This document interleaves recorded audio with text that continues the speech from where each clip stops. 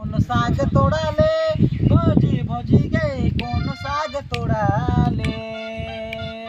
লাল শাক पीला साग लाल साग पीला साग कोन साग तोड़ा